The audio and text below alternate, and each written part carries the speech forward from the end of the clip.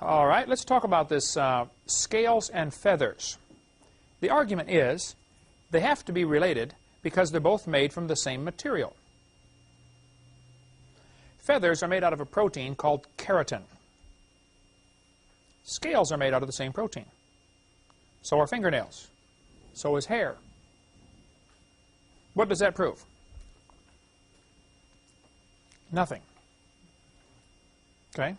This floor is made out of wood. So is the roof. So are the walls. Does that prove that one evolved from the other? No. It proved the guy who built this room, me, chose a common material to do different things. This one we're walking on, and this one is keeping the rain off of us. And this one is keeping the wind out. Okay? You used a common material for different functions. Wood can be used to build a boat. It can be used to build a fire. It can be used for all sorts of things, okay? So the argument is, because they're both made from keratin, therefore, that proves one evolved from the other.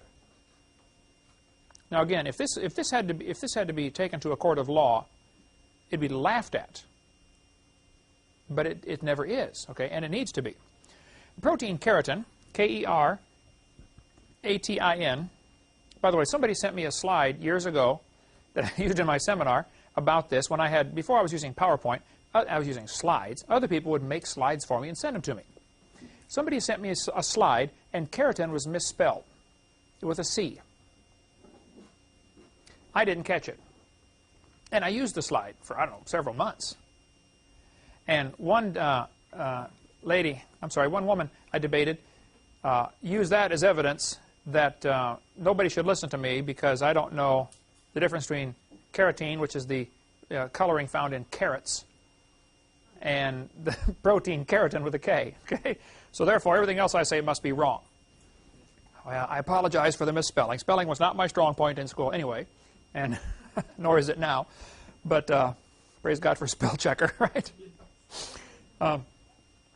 But even still, that's ridiculous, okay? I apologize for getting the wrong spelling, but I do know what I'm talking about. Yes, they're both made of keratin, but that doesn't prove any relationship. Battleships and forks are both made from the same metal. Aren't they? See, that proves they both evolved from a tin can 18 million years ago. That's the type logic they're using here.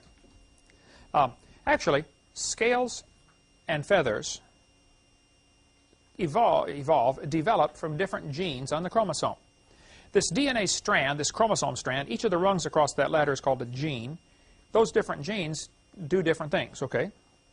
A certain section of the gene code tells the reptile to make scales, which is actually just a folded, hard part of skin, okay? The feathers come from a different section of the chromosome. It doesn't come from the corresponding section of the chromosome on the bird like it does on the reptile. At the morphological level, studying this thing scientifically, feathers are traditionally considered homologous with reptilian scales. However, in development, that means as they develop, the genes that code for the feather and the scale are coming from a different part. In morphogenesis, in gene structure, in protein shape and sequence, the filament formation and structure, feathers are different. They're different in every way from a scale. Clearly, feathers provide a unique and outstanding example of an evolutionary novelty. The guy gets a little bit of it, but he don't get it, does he? He still thinks it's evidence for evolution. But he says they couldn't come from scales, that's for sure. Another serious problem you have trying to teach that reptiles turn to birds is the lungs are different. You and I have two lungs, as you breathe in and you breathe out. The diaphragm at the bottom pulls down, sucks the air in, pushes up to push the air out. Birds have a very different type of lung because flying takes an enormous amount of oxygen. So they have to have a lot more oxygen. The oxygen goes into the bird's lungs and goes through all these tubes. It is totally different. Now, if you're going to go from a reptile-type lung to a bird-type lung, you'd have to have a zillion changes in between the two. And not only would the lungs have to change, the blood supply to the lungs. The genetic information to supply that change for the next generation has to change. Who's this bird going to marry, or half-bird going to marry? You got all these same problems again. Okay, you probably could list 30 or 40 problems with this, but the lung structure is totally different between reptiles and birds. Okay, there's no similarity at all. Another major problem they have, by their geologic column dating, modern birds, exactly like we have today, are found way down here, lower than the so-called Archaeopteryx. They've been saying Archaeopteryx, by the way, we got a new economy-sized piece of chalk here. They're saying Archaeopteryx is 65 million years old. Well, look at this article. A 130 million year old crow-sized bird dubbed however you say that, Confuciosaurus, okay, New Mexico Museum of Natural History in Albuquerque. Well, now, just a minute. If a 65 million year old bird is the ancestor to birds today, and you've already got birds around 130 million years ago, am I seeing a problem here? Archaeopteryx can't fit in anywhere. In western Colorado, dry mesa quarry, Brigham Young University archaeologists have come upon the 140 million year old remains of what they are calling the oldest bird ever found. It is obvious that we must now look for the ancestors of flying birds in a period much older than that in which the Archaeopteryx lived. Well, now hold on a minute. Do you see from this statement, he is admitting Archaeopteryx can't be a missing link. He's admitting birds were already here, by his thinking, 130 million years ago. And then he says we have to look for a different way they evolved. He still doesn't get it. He just doesn't, jump, frog, jump. He just doesn't get it. Maybe it's time to consider, Mr. whatever your name is here, maybe it's time to consider that the entire theory is baloney. When the guys came back from Africa and said, folks, we have strong evidence that some dinosaurs are still alive. Then he said, it's amazing they survived for 70 million years. Still doesn't get it. The whole geologic column is baloney. That's the problem. Here's another one. The remains of a bird which lived between 142 and 137 million years ago, recently found in China. The discovery made by fossil hunting farmer announced by a Chinese-American team of scientists, including Alan Fiducia from UNC and Larry Martin from University of Kansas, provide the oldest evidence of a beaked bird on Earth yet found. The Chinese bird, claim its discoverers, probably lived at the Jurassic-Cretaceous boundary prior to the arrival of these other ones, and could not possibly have descended from them. My point is, even evolutionists are admitting birds were around, by their twisted geologic thinking, before Archaeopteryx. So why do textbooks still teach the kids tomorrow in our county that Archaeopteryx is a missing link? That ought to be removed. You can document it's not true. Jurassic Bird challenges origin theories from GeoTimes, 1996. This guy says, there are plenty of other reasons to refute the dinosaur-bird connection, says Fiducia. How do you derive birds from a heavy, earthbound, bipedal reptile that has a deep body, a heavy balancing tail, and 4 shortened forelimbs? Biophysically, it's impossible.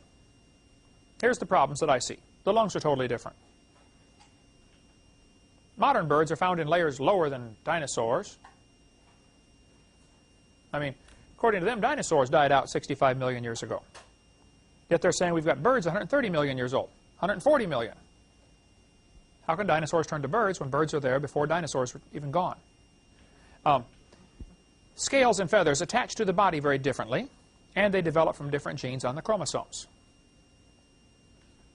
Birds have a 4-chambered heart. Most reptiles have 3. Here's another very serious problem with this, because a 3-chambered heart brings in the blood from the lungs, which has oxygen, and it brings in blood from the rest of the body, which does not have oxygen. Your body's used it up, and it mixes them, and it sends it out as a mixture. It's only half oxygenated, and they can survive just fine on that. That's why a lot of lizards and reptiles, they lay around an awful lot. Okay, they just don't have the energy to run around hard all day, like our dog. But birds have a 4-chambered heart, and so do humans, by the way. So the blood goes from your body into the heart, then it's pumped to the lungs, comes from the lungs back into the heart, then it's pumped back out to the body. So all of it goes through the lungs one time. So it's going to get oxygen. Reptiles don't do that. Now, a few reptiles do have a 3-chambered heart. Okay? I'm sorry, a few reptiles do have a 4-chambered heart, but most do not. They found a dinosaur fossil here recently. They said the heart was petrified. Very unusual. But I've got pictures of that. I'll add it in here to part 4. Make a note, Marlissa, to remind me to move that picture into part 4. I think I have it now in part 7b, if I'm not mistaken. But and they found this dinosaur skeleton and the rock inside the chest. They said this is his heart, and it could very well be. I don't know. And they've x-rayed it and said we think it has 4 chambers to it. That could very well be also. And they're saying, see, in order to go from a dinosaur to a bird, one thing that has to change is the heart, and we've got proof that it changed. Well, you got a long stretch there from the evidence. Okay. Reptiles lay leathery eggs. Have you ever seen a turtle egg? You know, it's real leathery like shell. Birds have a hard egg that cracks very easily. Watch when they have the crocodiles hatching out on TV. You'll see the egg, you know, kind of crumbles like a raisin. Bird eggs don't do that. Okay? So the eggs are totally different. Swinson, British Museum of Natural History, they've got the largest fossil collection in the world. He said, the evolutionary origin of birds is largely a matter of deduction. There is no fossil evidence of the stages through which the remarkable change from reptile to bird was achieved. Notice what he says here. He still believes in evolution, doesn't he? He thinks the change was achieved, doesn't he? But we just have no evidence for it. So he's not going to abandon the theory. He's just going to admit there's no evidence.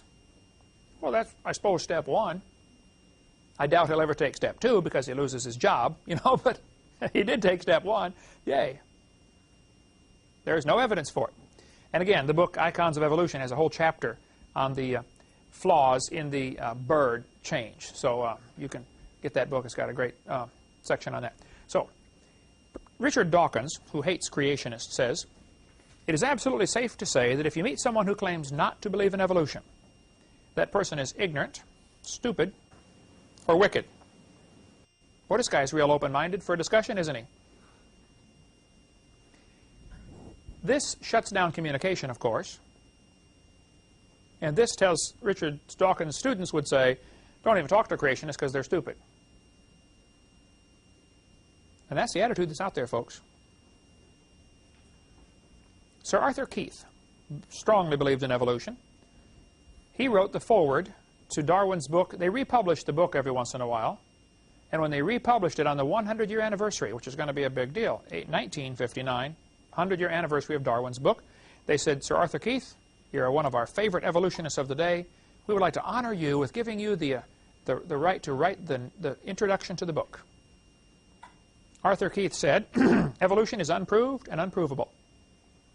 We believe it because the only alternative is special creation. And that is unthinkable. In other words, you're not allowed to think about that. That's quite a confession. And they printed it in the front of Darwin's book when it was republished in 1959. Well, I appreciate Sir Arthur Keith's honesty. He's right. It's unproved, it's unprovable. By the way, so is creation. You can't scientifically prove either theory of origins. So the obvious question comes up, if neither one can be proven, if both have to be taken by faith, why do all of us pay for one to be taught in the schools? When I offer my $250,000 for anybody with evidence for evolution, they will say, of course we can't prove evolution. Can you prove creation? And I say, oh no, can't do that. And they say, well, see, what's the big deal? I say, well, obviously the big deal is, how come I have to pay for your religion to be taught? And thinking evolutionists are totally stumped by that. It finally dawns on them, wow, he's right. Look, if you believe in evolution, that's fine. You have a right to do that. If you want to believe you came from a rock, that's perfectly fine. I don't care what you believe. You want to use my tax dollars to teach my kids your theory that we came from a rock? Oh, now, right there, we have a little problem. That's where we're going to draw the line. Now, I'm going to go to my grave, probably early, because of preaching against this. But, okay, I'm not going to shut up about it, okay? We're going to fix this or die trying.